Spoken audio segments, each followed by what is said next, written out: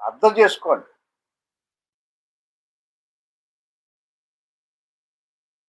ఆ!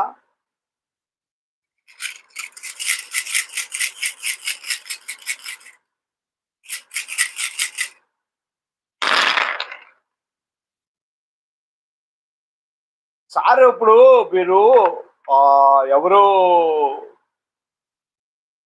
నరేష్ గారు, నరేష్ గారు మీకొక మొక్కుబడి ఒకటి పెండింగ్ ఉండిపోయిందండి. మొక్కుబడి ఒకటి పెండింగ్ ఉండిపోయింది. మొక్కుబడి పెండింగ్ ఉండడం వల్ల కొంతవరకు ఇబ్బంది ఉంటుంది.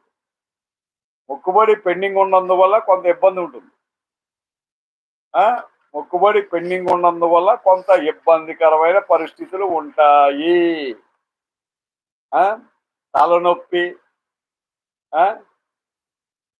గుర్తు చురుకుగా పనిచేయకపోవడం, చేతిరాత రాసేటప్పుడు కూడాని అదే కొద్దిగా సరిగ్గా ఉండదు. అంటే